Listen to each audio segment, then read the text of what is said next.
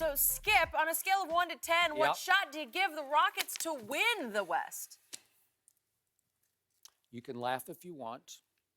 I am all the way up to a 5, which is pretty high. Okay. I'm getting up in that 50-50 range because I am getting more intrigued by the night. Okay. The Rockets, right before your eyes, are launching, or maybe I should say relaunching, post-Capella trade. And to me, what is happening between Russell Westbrook and James Harden is all-time amazing because I had some doubt about it. Now I have none. They are working together. They are clicking. They are vibing. They are catalyzing right before your very eyes against all odds because these are the two most ball-dominant players of their whole era. If you just look back at usage rate, how much the ball's been in your hands, just remember this.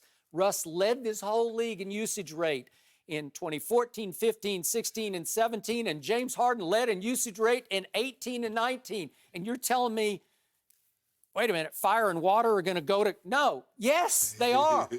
They've done a great job thus far. They are two legit childhood friends who appear to me to truly love each other to the point they're willing to sacrifice at this stage of their careers for the one thing neither has, a championship.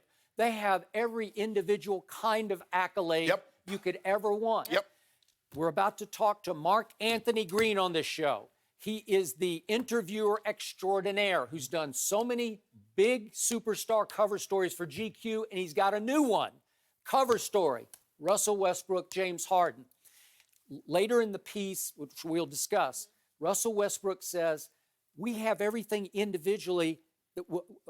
I'm paraphrasing, but he says, we have more things individually than anybody in this league has. Well, LeBron has played 9 finals, and he does have three MVPs. Well, 4 regular season, 3 finals. Okay, 4 regular season MVPs. But what Russell is talking about is, in effect, I led this league in triple-double. I mean, I had 3 straight triple-doubles. Oscar had 1, for the season.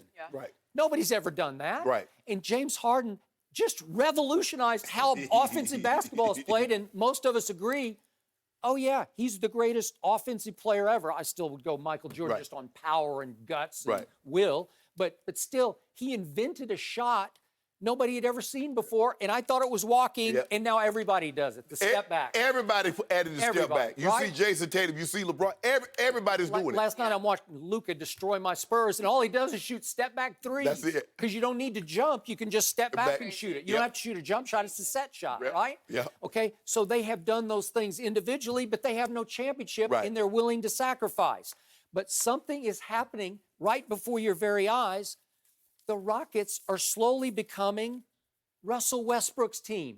They got rid of their center so that Russ has now a super highway to the basket. And he's on it. Because if you look at the whole year in usage rate for the league, the whole year together, Harden is still 3rd in the league and Russ is 5th. So they both sacrifice some from one to go down.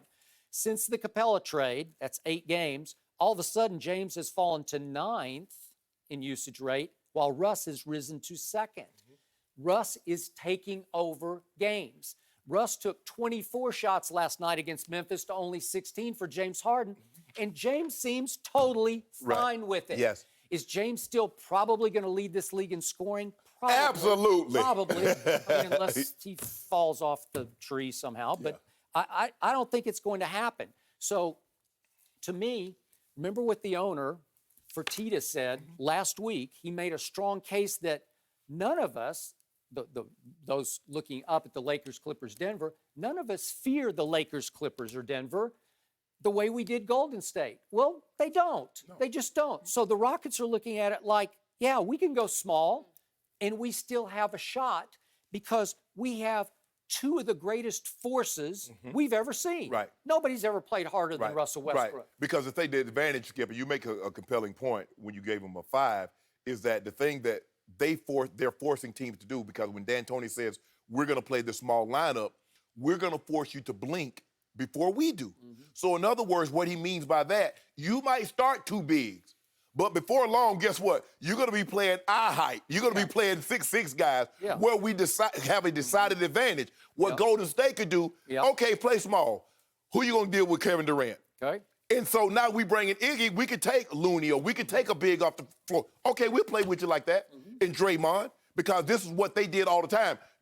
They're playing what Golden State did for years. Draymond was the 5 at 6'7", 6'6". And so then they and obviously they had KD, but KD wasn't the 5. Draymond was the 5. Skip, I'm going to give it a 3. But I will concede this. I didn't think this thing was going to work once they got rid of Capella.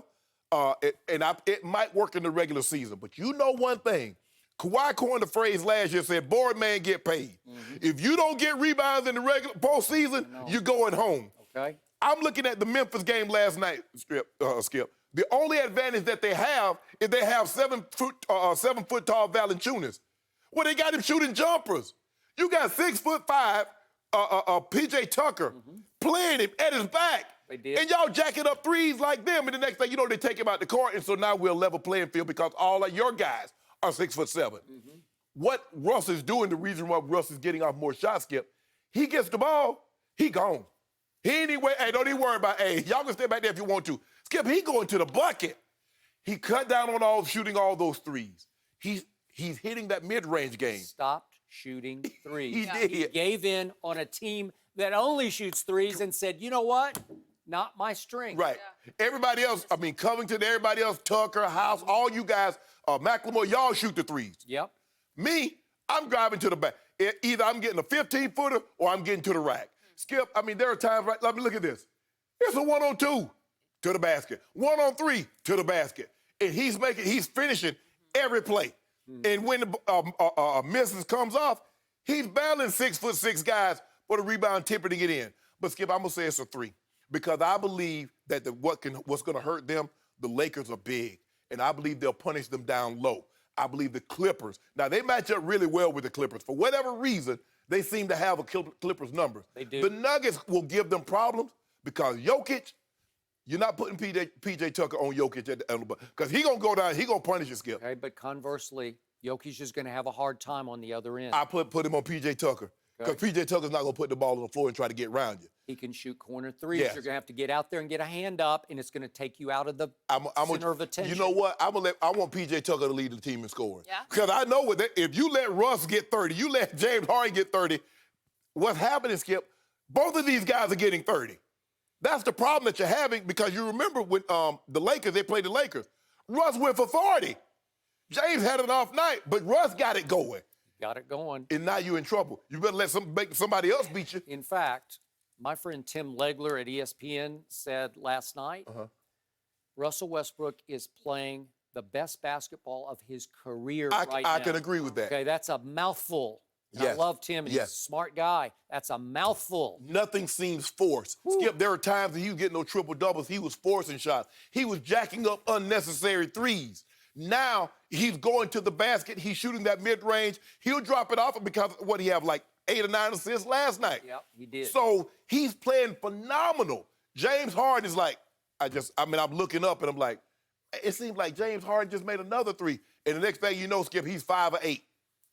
And that's what happens. Now, for me, they beat the Lakers by shooting threes because they made 19 of them. Now, all bets are off. They're going to make those kind of threes in the playoffs. All bets are off. Not going to happen every playoff game. Right. But I believe big team, the Lakers, which are huge, will punish them down low. I get it. You know, you still got AD and LeBron. And LeBron probably, Skip, is going to have to play a lot more out of the post to punish PJ Tucker because they normally put PJ Tucker on him. Good. I'll give you that. LeBron's going to have a big advantage. Yes. And he's going to have to take advantage of it. AD's going to have a big advantage.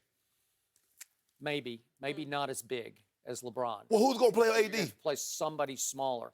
Okay, remember, if need be, they have Tyson Chandler sitting there on the bench. You can do it if you need in stretches to bother somebody. Right. Okay? So what did they all rave about after the game last night? They jumped ahead at halftime 73-34 on Memphis. It was about 40 to 4. They had another Clippers game. Like that. I agree. They all talked about, for the first time maybe in their lives, their defense. James was talking. We're finally getting there defensively, and that's what it's going to take for us to win games. Defensive end, commitment. they're scrappy on defense because Russell and James can be nasty, scrappy, Get a lot of shrewd steals. defender with their hands. They're all over everywhere, deflecting balls and disrupting. And last night, I watched the whole first half, and I was in awe of how hard they were all playing on defense, maybe ignited by Robert Covington, who's been first team all defense in the past, and they added him. Right. And Jeff Green will come off the bench, and he will get up in you, will. right? He hit some big shots last night also. Yeah, and so did Austin Rivers. Boy, he was just cooking last night. He was. 9 of 12 and 4 of 7 from 3, and McLemore shoots threes like crazy. That they have a very interesting mix of players. Thank you for watching. You can subscribe here to get the latest from the show, and be sure to check out more of the best clips from Undisputed, or go watch a few other segments from our other shows on FS1.